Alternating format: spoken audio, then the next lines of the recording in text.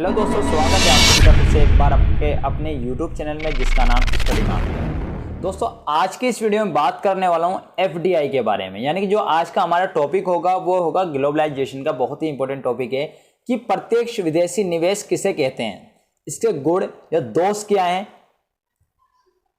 और भारत जैसे विकासशील देशों में ये क्यों आवश्यक है, ये आज का हमारा टॉपिक होगा। यानी कि जो एफडीआई है उसके बारे में बात करेंगे। तो जैसे कि मैं आपको हर वीडियो में बताता हूं, आंसर शुरू करने से पहले उसका परिचय देते हैं। तो विदेशी निवेश जो एफडीआई है वैश्वीकरण से जुड़ा है, क्योंकि वैश्वीकरण के द्वारा यह संभव हो गया है कि किसी देश की कंपनी द्वारा दूसरे देश में निवेश किया जा सकता है, जिसका अर्थ है कि अब विश्व जो उसका बाजार है एक हो गया है और विश्व का आर्थिक एकीकरण हो गया है, जिससे विश्व बाजार में बड़े पैमाने पर परिवर्तन हुए हैं। जैसे नंबर 1, प्रतियोगिता में वृद्धि हुई है। नंबर 2, गुणवत्ता में सुधार हुआ है। नंबर 3, विश्व स्तर पर निवेश से रोजगार में वृद्धि हुई है और आर्थिक विकास में सुधार हुए हैं। तो ये थी इसके छोटा सा परिचय। अब समझते हैं अगली हेडिंग में जा कि प्रत्यक्ष विदेशी निवेश यानी एफडीआई क्या है।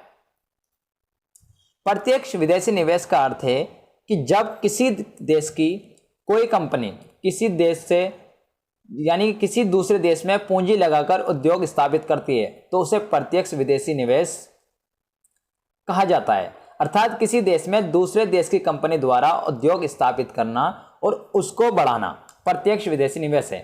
इस प्रकार एफडीआई का मुख्य उद्देश्य लाभ में वृद्धि करना और उद्योग मूल रूप से जिस देश का होता है यहाँ उसका मुख्यालय होता है और अन्य देशों में उसकी शाखाएं होती है, जिससे एक नेटवर्क का निर्माण होता है। ये इसकी पहली हेडिंग थी कि प्रत्यक्ष विदेशी निवेश क्या है। अब बात करते हैं कि एफडीआई के तरीके क्या हैं। एफडीआई के आर्थिक विकास के लिए महत्वपूर्ण होता है, इसलिए तीसरी दुनिया के देश अधिक से अधिक एफडीआई को आकर्षित करने का प्रयास करते हैं। उसके लिए वे अनेक कार्य करते हैं, जैसे करों में छूट प्रदान करते हैं, कर अवकाश घोषित करते हैं, विशेष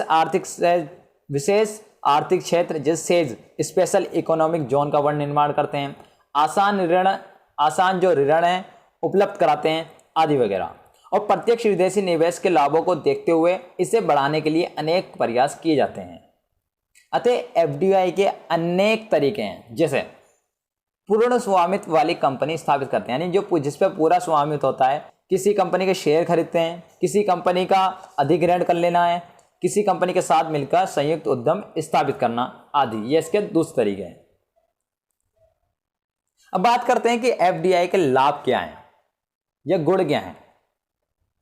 पहला, एफडीआई का सबसे बड़ा लाभ यह है कि जिस देश में निवेश होता है उसका आर्थिक विकास तेज गति से होता है। दूसरा, जिस देश में विदेशी निवेश होता है उस देश की सरकार को बड़ी मात्रा में विदेशी मुद्रा प्राप्त होती है। तीसरा, जिस देश में विदेशी निवेश होता है उस देश का तकनीकी विकास होता है, क्योंकि विदेशी कंपनी अपने साथ साथ उच्च तकनीक भी लेकर आती है। चौथा पॉइंट, विदेशी निवेश से स्थानीय बाजार में प्रतियोगिता को बढ़ावा मिलता है, जिससे गुणवत्ता में सुधार होता है और कीमतों में कमी आती है। उसका पांचवा पॉइंट होगा, जिस देश में विदेशी निवेश होता है वहां रोजगार में वृद्धि होती है और विदेशी कंपनियां प्रशिक्षण भी देती है, जिससे लोगों में ज्ञान का विकास होता है, खासकर ये उनके लिए जो श्रमिक होते हैं।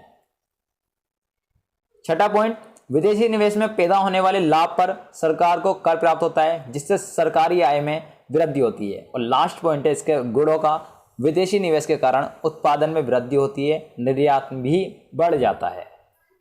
ये दोस्तों इसके गुण थे। अब बात करते हैं कि एफडीआई के दोष क्या हैं।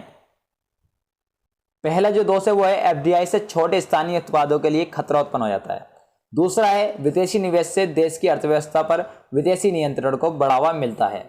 तीसरा है विदेशी निवेश से सरकार को बहुराष्ट्रीय कंपनी के दबाव में कार्य करने पड़ते हैं। चौथा है विदेशी निवेश से सरकार को बहुराष्ट्रीय कंपनियों के दबाव में कार्य करने पड़ते हैं। चौथा है बहुराष्ट्रीय कंपनियों पर सरकार का बहुत कम नियंत्रण होता है, जिससे सरकार की भूमिका अर्थव्यवस्था में सीमित हो जाती है। तो दोस्तों ये थे इसके लाभ और गुण या दोष। अब बात करते हैं इसकी लास्ट हेडिंग की कि एफडीआई के निर्धारक तत्व कौन कौन से हैं। इसके 4 निर्धारित तत्व है। पहला, अर्थव्यवस्था का आकार एफडीआई को निर्धारित करता है, अर्थात जिन अर्थव्यवस्था का आकार बड़ा होता है वहां एफडीआई अधिक होती है। दूसरा तत्व है जनसंख्या का आकार एफडीआई को प्रभावित करता है, क्योंकि अधिक जनसंख्या का अर्थ है अधिक उपभोक्ता, और अधिक उपभोक्ता का अर्थ है उत्पाद की अधिक खपत, जिससे व्यवसाय को बढ़ावा मिलता है। इसका तीसरा तत्व है जिन देशों में तकनीक पिछड़ापन और निम्न उत्पादन होता है वहां विदेशी उद्योग के लिए अधिक संभावनाएं होती हैं। इसका चौथा पॉइंट है सरकार की नीति भी एफडीआई को प्रभावित करती है। सरकार की नीति भी एफडीआई को प्रभावित करती है। जिन देशों में कानूनी बाधाएं अधिक होती है वहां एफडीआई कम होता है। तो दोस्तों ये था हमारा ग्लोबलाइजेशन का बहुत ही इंपॉर्टेंट क्वेश्चन एफडीआई के बारे में। उम्मीद करता हूँ ये आपको अंत समझ में आया। अगर दोस्तों आपको कुछ प्रॉब्लम है तो आज आप मुझे नीचे कमेंट बॉक्स में बता सकते हैं।